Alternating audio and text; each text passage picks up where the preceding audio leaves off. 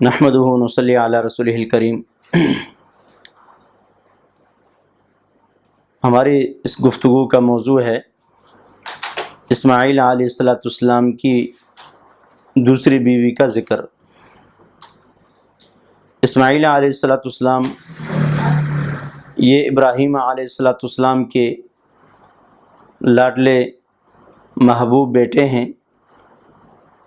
جب یہ بچے تھے تو اللہ تعالیٰ نے حکم دیا کہ اپنی اس بیوی ہاجرہ کو اور اس کے بچے اسماعیل کو بواد غیر ذی زرع عند بیتک المحرم کہ ملک شام سے لے جا کر ان کو بیت اللہ کے پاس پہاڑوں میں چھوڑ کر آ جاؤ۔ ابراہیم علیہ السلام نے بیٹے اور بیوی کو سواری پہ بٹھایا اور جا کر ملک شام سے مکہ پتن کتنے مہینوں کا سفر طے کر کے جہاں چھوڑنے کا اللہ کا حکم تھا وہاں چھوڑ دیا۔ جب وہاں چھوڑ کر واپس آنے لگے تو ساتھ کچھ تھوڑا خوراک کا بندوبست، پانی کا، کچھ کھجوریں، کچھ توشہ دے دیا۔ بیوی کہنے لگی حاجرہ رضی اللہ تعالیٰ عنہا کہ آپ ہمیں چھوڑ کر کہاں جا رہے ہو؟ ابراہیم علیہ السلام نے کوئی گفتگو نہیں کی، کوئی بات نہیں کی۔ پھر آخر فرمایا بی بی حاجرہ نے اللہ امرک، کیا اللہ نے آپ کو حکم دیا اس بات کا ہمیں یہاں چھوڑنے کا؟ ابراہیم علیہ السلام نے سر ہلایا، چلے گئے۔ تو پھر فرمایا اذن لا یضیعنا، تو پھر تو اللہ تعالیٰ ہمیں ضائع نہیں کرے گا۔ جب اللہ کا حکم ہے تو اللہ ہمیں ضائع نہیں کرے گا۔ تو اسماعیل علیہ السلام اور ان کی والدہ وہاں پہاڑی علاقہ، بیابان، کوئی انسان کا نام و نشان نہیں، سارے ہلاکت کے اسباب موجود ہیں، زندگی کا کوئی سبب موجود نہیں۔ تو بہرحال قصہ لمبا ہے۔ اسماعیل علیہ السلام بڑے ہو گئے۔ ابراہیم علیہ السلام وہاں اسماعیل علیہ السلام جب بڑے ہو گئے تو ان کی شادی یہاں جہاں زمزم کا کنواں ہے، یہاں پہلے پانی کا بندوبست نہیں تھا، تو یہاں جب پانی زمزم کا کنواں پیدا ہو گیا، چشمہ جاری ہو گیا، تو یہاں قبیلہ بنو جرہم یہاں سے گزر رہے تھے۔ آگے پانی کی وجہ سے، پیچھے سے انہوں نے پانی کی وجہ سے ہجرت کی، آگے جا رہے تھے۔ جب ان کو پتہ چلا کہ یہاں پانی ہے تو بی بی حاجرہ سے کہا کہ اگر ہمیں اجازت ہو تو ہم اس پانی پہ یہاں اپنی جگہ اپنا پڑاؤ ڈال لیں۔ انہوں نے کہا کہ ٹھیک ہے۔ بہرحال وہاں قبیلہ بنو جرہم آباد ہو گیا، اور کرتے کرتے اسماعیل علیہ السلام بھی بڑے ہو گئے۔ اسماعیل علیہ السلام کی شادی کا بندوبست کیا، اس قبیلے سے ایک لڑکی کے ساتھ ان کا نکاح کر دیا۔ اتنے میں ابراہیم علیہ السلام اپنی بیوی، اپنے بیٹے کو ملنے کے لیے، کیونکہ بیوی کا تو غالباً انتقال ہو چکا تھا، حضرت حاجرہ رضی اللہ تعالیٰ عنہ، بیٹے سے ملنے کے لیے وہ ملک شام سے یہاں مکہ میں تشریف لائے۔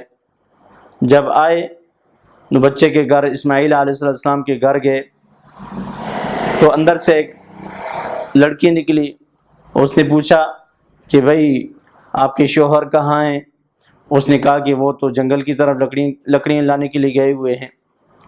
اور پوچھا کہ آپ لوگوں کی زندگی کیسے گزر رہی ہے؟ تو اس عورت نے شکایت کی کہ بڑے برے حالات ہیں، حالات ہمارے ٹھیک نہیں ہیں، درست نہیں ہیں۔ کہا کہ اچھا، اور کہا کہ جب تیرا شوہر واپس آ جائے اس کو کہنا کہ ایک بوڑھے آئے تھے اور وہ آ کر یہ مجھے کہہ کر گئے ہیں کہ اپنے گھر کی چوکھٹ کو بدل دو۔ تو جب اسماعیل علیہ السلام واپس آئے، بیوی نے کہا کہ اس طرح کے ایک بوڑھے میاں آئے تھے، انہوں نے آ کر آپ کا پوچھا۔ میں نے کہا کہ وہ تو باہر گئے ہوئے ہیں، اور پھر مجھے کہا کہ گھر کی زندگی کیسے گزر رہی ہے، گزارا کیسے چل رہا ہے؟ تو میں نے کہا کہ حالات ٹھیک نہیں ہیں، شکوے شکایت کیے، اور پھر مجھے جاتے ہوئے یہ کہا کہ اپنے شوہر کو کہنا کہ اپنے گھر کی چوکھٹ کو بدل دے۔ تو اسماعیل علیہ السلام سمجھ گئے اور کہا کہ یہ میرے ابا جان تھے، اور انہوں نے مجھے جو حکم دیا ہے کہ گھر کی چوکھٹ بدلنے کا، تو انہوں نے یہ کہا ہے کہ اب اس بیوی کو طلاق دے دو اور دوسری بیوی کر لو، کیونکہ یہ ناشکری تھی اور نبی کی شان کے خلاف ہے یہ۔ تو اسماعیل علیہ السلام نے ان کو طلاق دے دی۔ پھر اس کے بعد ایک اور لڑکی سے اسماعیل علیہ السلام نے شادی کی۔ پھر کچھ عرصے بعد ابراہیم علیہ السلام بیٹے سے ملنے کے لیے آئے تو پوچھا، گھر میں آئے، پھر اسماعیل علیہ السلام گھر میں نہیں تھے، پوچھا آپ کا شوہر کہاں ہے؟ کہتے وہ باہر گئے ہوئے ہیں۔ پوچھا زندگی کیسے گزر رہی ہے؟ کہا کہ الحمدللہ، اللہ کا کرم ہے، اللہ کا بہت شکر ہے، اللہ کا بڑا احسان ہے۔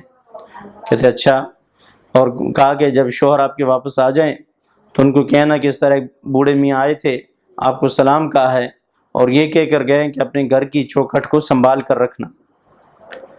تو جب اسماعیل علیہ السلام واپس آئے، ان کو سارا یہ قصہ سنایا، تو اسماعیل علیہ السلام نے کہا کہ یہ میرے ابا جان ابراہیم علیہ السلام تھے، انہوں نے آپ کو اپنی بیوی بنا کر رکھنے کا مجھے حکم دیا کہ میں آپ کو اپنی بیوی بنا کر رکھوں۔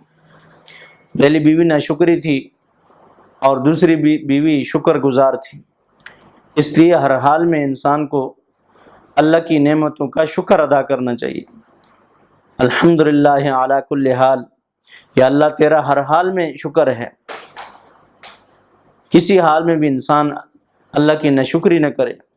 لئن شکرتم لازیدنکم ولئن کفرتم ان عذابی لشدید، اللہ کا شکر ادا کرو گے اللہ تعالیٰ اضافہ کریں گے، نعمت میں ترقی دیں گے، اور اگر ناشکری کرو گے وَإِن كَفَرْتُمْ إِنَّ عَذَابِي لَشَدِيدٌ، اگر ناشکری کرو گے تو اللہ تعالیٰ کا عذاب بڑا سخت ہے۔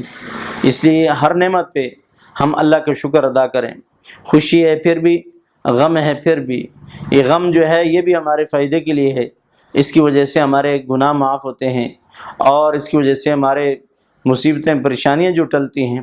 اس لیے ہر حال میں ہمیں اور آپ کو اللہ کا شکر ادا کرنا چاہیے۔ وآخر دعوانا الحمدللہ رب العالمین۔